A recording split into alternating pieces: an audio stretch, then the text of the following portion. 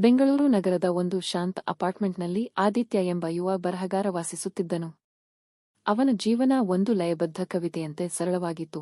ಮುಂಜಾನೆ ಅರಳುವ ಕಾಫಿಯ ಸುವಾಸನೆ, ಮಧ್ಯಾಹ್ನದ ಮೌನದಲ್ಲಿ ಕೀಬೋರ್ಡ್ ಶಬ್ದದ ಬರವಣಿಗೆ ಮತ್ತು ಸಂಜೆ ಬಾಲ್ಕನಿಯಲ್ಲಿ ಕುಳಿತು ಧೂಳು ತುಂಬಿದ ನಗರದ ಮೇಲೆ ಸೂರ್ಯ ಮುಳುಗುವುದನ್ನು ನೋಡುವುದು. ಆದಿತ್ಯನಿಗೆ ಏಕಾಂತವೆಂದರೆ ಇಷ್ಟ, ಆದರೆ ಆ ಏಕಾಂತದಲ್ಲಿ ಯಾವುದೋ ಒಂದು ಅಪೂರ್ಣತೆಯ ಕಾಟವಿತ್ತು.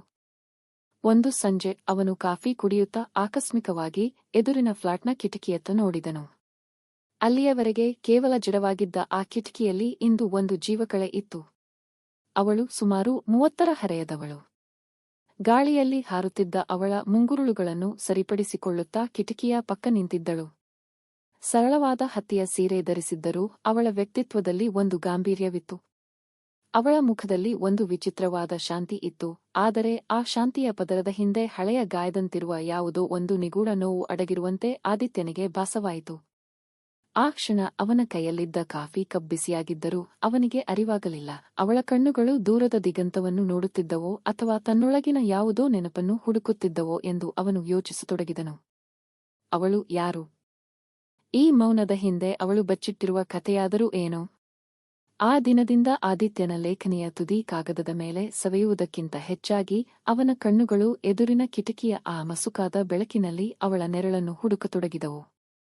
ಬರವಣಿಗೆಯ ಲೋಕದಲ್ಲಿದ್ದ ಅವನಿಗೆ ಈಗ ಅವಳೇ ಒಂದು ಬಿಡಿಸಲಾಗದ ಸುಂದರ ಕಾದಂಬರಿಯಂತೆ ಕಾಣತೊಡಗಿದ್ದಳು. ದಿನಗಳು ಕಳೆದಂತೆ ಆದಿತ್ಯನ ಬದುಕಿನ ಗಡಿಯಾರ ಆ ಸಂಜೆಯ 5 ಗಂಟೆಯ ಕ್ಷಣಕ್ಕಾಗಿಯೇ ಕಾಯತೊಡಗಿತು.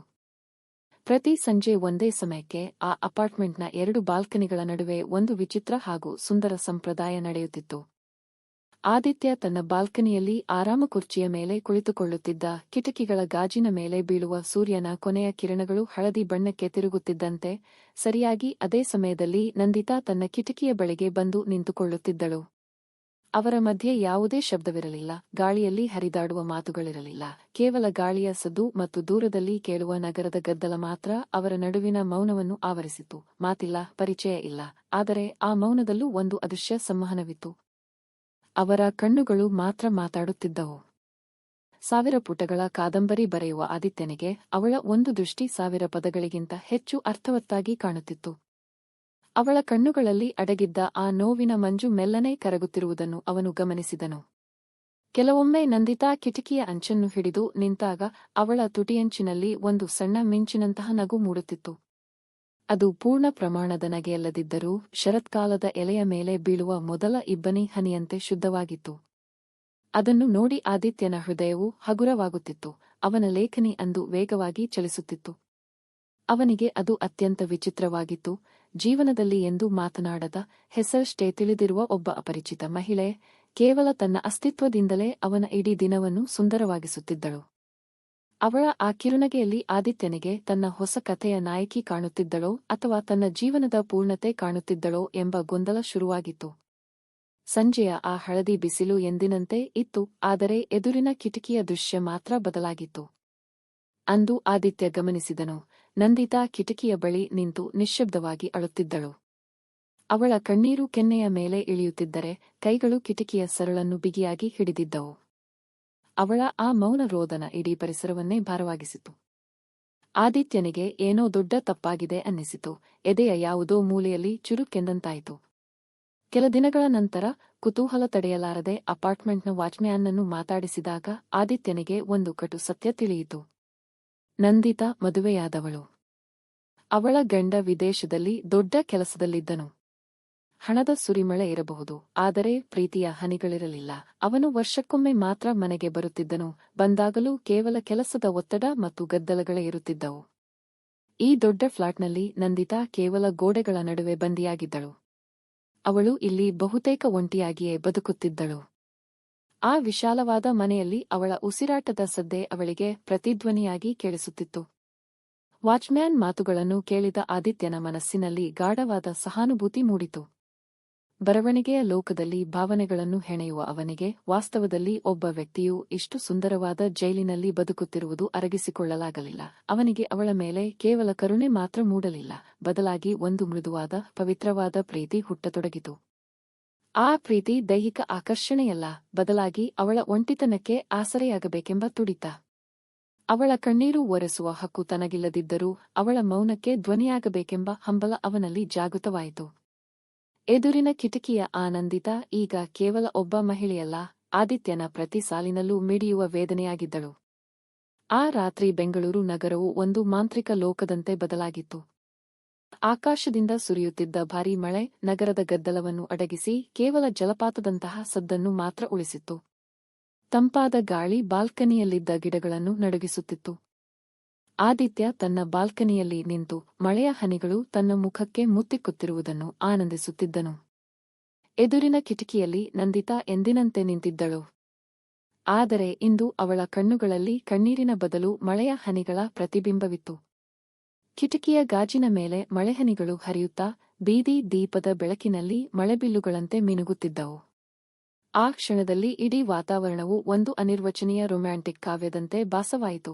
ಅಷ್ಟರಲ್ಲಿ ನಂದಿತಾ ತನ್ನ ಕೈಯಲ್ಲಿದ್ದ ಒಂದು ಚಿಕ್ಕ ಬಿಳಿ ಕಾಗದವನ್ನು ಕಿಟಕಿಯ ಗಾಜಿನ ಒಳಭಾಗದಿಂದ ಅಂಟಿಸಿದಳು.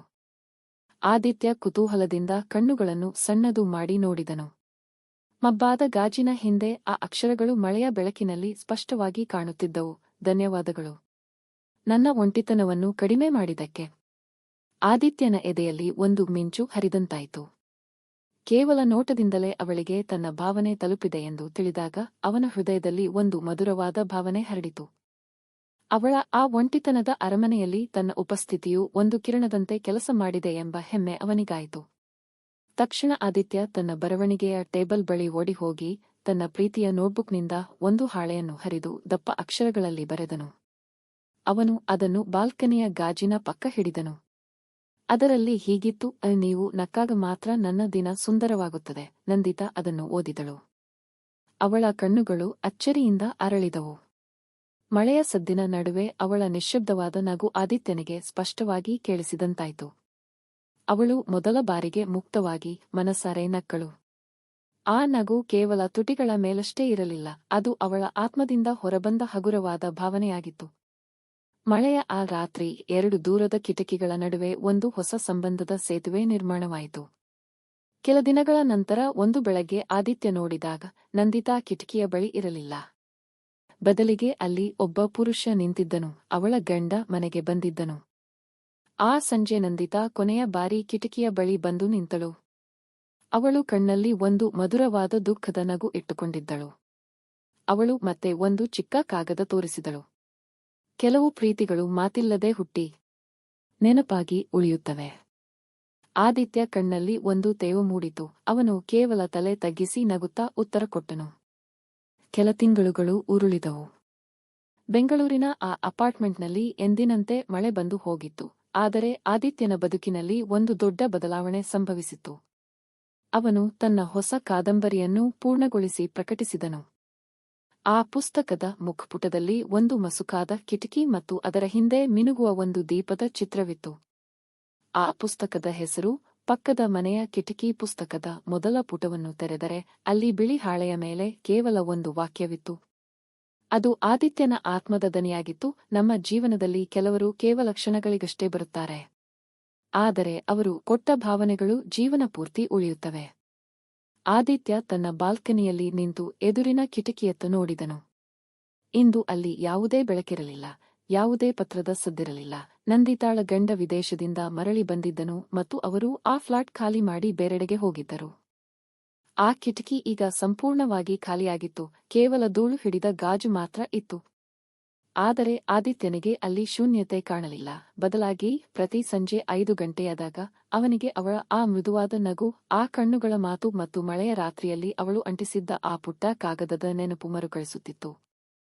ಅವರಿಬ್ಬರೂ ಎಂದಿಗೂ ಒಂದಾಗಲಿಲ್ಲ, ಪರಸ್ಪರ ಕೈಕುಲುಕಲಿಲ್ಲ. ಅಷ್ಟೇ ಏಕೆ, ಒಂದೇ ಒಂದು ಮಾತು ಆಡಲಿಲ್ಲ. ಆದರೂ ಆ ಮೌನದ ಪ್ರೀತಿ ಆದಿತ್ಯನ ಹೃದಯದಲ್ಲಿ ಸದಾಕಾಲ ಹಸಿರಾಗಿ ಉಳಿಯಿತು.